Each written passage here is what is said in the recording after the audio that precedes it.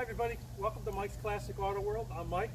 I'm here again with my friend Hank, who's going to show us this beautiful 1961 Chrysler Convertible. Let me grab the camera real quick and we'll get started. This is a beautiful shade of red with a black top. Yeah, so this car belonged to a friend of mine, and he had a collector car, and this was for his wife. And when she passed away, he sold it to me, so we named this car after her. So this is Christy. Chrissy? Christy. Christy. Right. Not Christine. No, just Christy. This is the good sister, right? It's a sweetheart, right? Exactly right. And it's painted in 1956 Chrysler Regency Red, which is a really, I think, pretty shade of red. It's a deep, kind of a deep, rich red. So it doesn't really look like you're trying to make it look like a Chrysler 300. Yeah. Mr. Barnhouse had already painted it red when I bought it in 1974 when he restored the car. Wow, you've had it that long? And it was, well, he had it that long. I've had it for about 12 years. Oh, okay. And so he painted a Buick red, which I couldn't match, so we did this instead. So originally the color was Dubonnet, which is kind of a pinkish purple, just like the drink, Dubonnet. Really? And it had a white interior. Well, it has a red interior now, so Dubonnet was out of the question. What color was the top originally? Black. So it had always had a black top. Okay. And Dick Barnhouse was president. That was my friend's name. He was president of the National Chrysler Products Club, and he went all over the place, slowly picking up all new old stock pieces for the car. So all of the exterior trim and chrome, taillight bezels, everything but the bumpers is really all new old stock that he accumulated over the years and slowly put on the car. Yeah. And when he saw a piece of trim that he liked, he bought it. So the rear of the car has this very special piece. It's New Yorker only. Well, the car's a Newport. Okay, so it has a new. This is a New Yorker trim. It's beautiful. It's perfect. Yeah, Looks it is. nice on there. It by does. The way. Only a Chrysler guy would know the difference. Right, and it also has a New Yorker grille. Okay. And NOS New Yorker wheel covers. So this is a Chrysler. It's a Newport in real life, but we call it a Newporter because it's New Yorker-esque. mongrel. Right, exactly right. But not in a bad way. It's all reversible. No, it looks beautiful. And it really is a beautiful car. It is a beautiful car. The chrome and trim, the rear emblem on the deck that I got from Emblem Magic, and well, it says C, and then you got the three crowns. Three Chrysler's crowns, always yeah. the crowns, right? So that's new. It's got these raised ribs, yeah. Yeah, that's a 61 only styling detail, and you'll see it years later in the Chrysler Crossfire. Yeah. And the Chrysler Sebring. They did put these ribs in. My wife called it a raked hood. Your reverse lights right here? Yeah, so if this was a DeSoto, 61 DeSoto, the taillights were up here and the backup lights were down here. For Chrysler, they reversed it. Okay. And the backup lights look like little jet exhaust pods out of the back fins. Because, of course, it was the whole jet age thing. Yeah. So, really pretty, I think. It's a pretty car. It is a pretty car. No, first year for no faux spare? Right, you could get it on New Yorker. Okay. As an optional deck lid, but it was just an option at that point, and that was the last year. I like how this fin, it's raised pretty high, but it gets to the door and then it kind of ends and turns around. It's a check mark. Yeah, like a check mark. Yeah. With the emblem there? Yeah, well, that was, they were marketing the engines as Golden Lion V8s. Is that what that's supposed to be, a golden lion? Right, that's a leaping lion. Leaping lion. Yeah. So. I like what they did with the chrome trim. Yeah, it's very pretty. That's stainless on a Newport. On a New Yorker, the trim is actually much less. It just comes, it's a die-cast piece, comes along the peak of the fender, dead ends here, and comes back and does a check mark, and that's it. I think this is prettier, to tell you the truth, on a lower end car. This is also the first year for the Chrysler Newport. Prior to that, Chrysler had just used the word Newport, to note their hardtop line. So I got to ask you, how visible are these mirrors? they're actually, the visibility is really good. The Are key they? is having them aimed right. Virgil Exner design? Yeah, right, yeah. Really, Actually, there's no post, so I guess you can see it pretty good. The vision is really extraordinary out of this. Yeah. Wraparound windshield. Probably better than where the traditional mirrors are. Yeah, the the front left of the hand's door. remote, this is manual, so if somebody bumps this, it's a real project getting it Yeah. adjusted. Got to correctly. park and fix it. Right. It's got the rounded windshield. Yeah, really Up pretty. in here? But unlike Ford Motor Company and General Motors, the windshield rakes this way as it wraps around. GM and Ford go the other way Okay. and have these big horns that stick out that are, at least with me, and I have had a couple of them, you really always tag your left knee when you're pulling it into the Yeah. car, almost always. You can get hung up on I them. had a Buick like that, I got rid of it, the 59 Buick. Beautiful car, but my knee, it was killing my knee. This is the second year for the famous Astrodome dash with Yeah. electric luminescent lighting, and what that means is that there's a transformer behind the dash, that all of the dash gauges and needles are painted, Yes. and so when you turn the lights on you get a dark blue light. Yes. It's really cool. It is cool.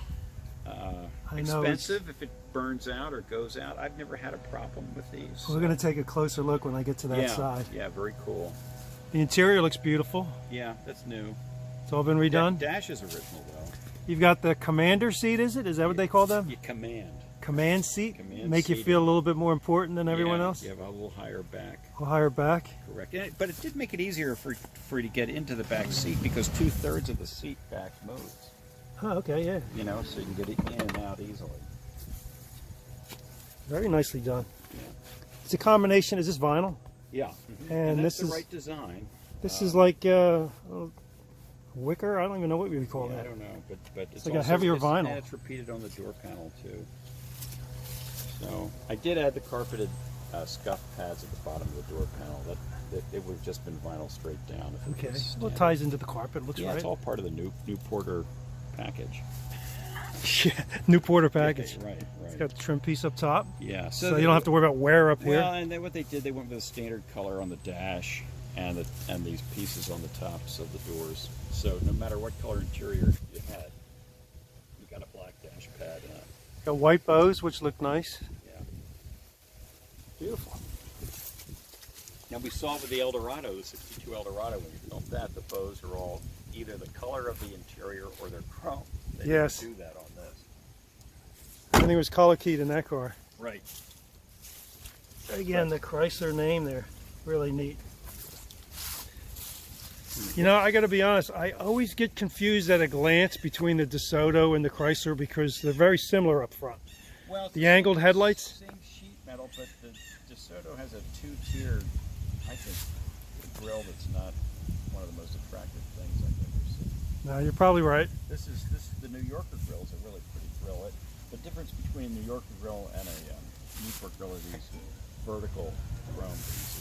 They both kick up here, though, in the corners, right? Yeah, everything else is the same. That's what confuses me. Maybe I don't see them enough to distinguish them. Yeah, that's easy. Maybe I go around the driver's side. Well, I'll go around this side real quick. We got another car here that the wind keeps blowing the car cover off. Right. That's a big kite. Like a big kite, exactly. All right. So this is a big block, but it's the smallest big block that Chrysler ever built. This is a 361. Now everybody knows about a 360. Yeah. Right? 318, 360, 340, 273, all in the small block family. Big block family 361,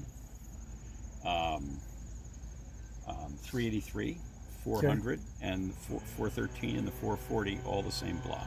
Okay. So, and I can't tell you how many times I've ordered plug wires for this thing, and I start to put the plug wires on it, only to find out that they sent me plug wires for a 360, and you know, I'll call them back, no, I want them for a 361, well, there is no such engine, and we get into a fight. And then you get in, yeah. Yeah, so anyway, this is a really tiny tiny bore, big block, and it gets really incredibly decent mileage. You can get 20 on this, 21, which is, it's a Chrysler, we're not driving around the Plymouth Belvedere. No. So it gets really, really good mileage. My wife and I took this down the Skyline Drive. Okay. And it was really, really good. So. It's very clean in there. Yeah. Oh, well, we redid it. So. Everything looks beautiful. Yeah. We need a battery, though. That's the next project for Well, this winter. They all need something eventually. Tired. Yeah, right. I need a battery. The car needs a battery. So. Let me look down the side of this end here. Great. This car has about 160,000 miles on it. You'd never know it. It really, and that's just a guess. But I mean, it doesn't ride like it or drive like it. Really beautiful car. Are these unique to this model? The Newporter, these wheel covers? Well, so that's it, right. That's a New Yorker. Oh, that's right. Standard wheel cover is that wheel cover without the gold center. The gold center is applied. That's right. Really You did pretty, say that. I think. Yeah, they do look nice. They're a new old stock. I couldn't help myself. And you can see it's almost like an amber center with the stripe to they're it. brushed, really, if you look at the way they're done. Yeah. In concentric circles. Yeah. It's really, really a pretty wheel cover. I thought about buying those for 3 or 4 minutes at the most. I was slow that day. Yeah. And there goes the amazing dashboard. Yeah. Yeah, really neat. Yes, it is. It's got to be the best looking dash ever it's hard created. to beat it, day or night. And I do like the dash mounted rear view mirror. Do you? Yeah, it's easy to get to, and the thing I like about it is the rear view mirror and the mirrors on the fenders are all at the same level. So when you turn your head, you catch everything at one glance. Oh, yeah, how about that? Versus you don't have to look up. It's right. How's the vision out that mirror? Does it hit the back seat or anything? No, it's fine. It's fine? It's just like I like it better than the regular rear view mirror. The complaint was, well, if you put a third person in the middle of the back seat, you didn't have any vision. Well, so how often is it that you have 3 people across the back seat of your car? Yeah. Have you ever had 3 people in the back of your Grand Prix? Never. Okay, I rest my case. Not too many people ever sat. Not even one person sat back there. Right. Okay, well, there you go. So I do like the. And you've got these dials here. This is what, for their map lights? Yeah, which map light, right? And rear window? Yeah, that's, of course, if you have a rear window defogger, you don't have that on a convertible. What are the other two? Do you remember? You have to take a look. It's like a light and I can't even see it from this angle. Yeah. Maybe if I zoom in a little bit, people will be able to tell. Original radio. Yeah, golden tone. Golden tone with the clock. Yeah. It's right twice a day. It's right. And the typewriter drive, a bizarre turn signal arrangement. Chrysler. What is this? This is really Exner. Exner did not like the levers coming off of the dash. You know how today we have 2 stalks and everything's on the stalk. This doesn't have one. You're right. It's confusing, right? Yeah. This has 0 stalks, and he did a series of things: toggle switches, a switch that went right and left. That's turning right, turning left. Does it stay in place? Yeah, or you have to hold it. No. If you're driving, it'll lock. Wow, I've never noticed that. Yeah, so that's the turn signal. You have to remember that when you're driving. Yeah, you have to get to it quickly. Right. This also has no park. It's just reverse, neutral, drive, 2 and 1. How's your parking brake? And well, good, because it's not a regular parking brake. So normal parking brake has little shoes that come out, right? This grabs the drive shaft. Oh, really? Yeah. So you have to have it on all the way. Do all push buttons do that, or just this Chrysler?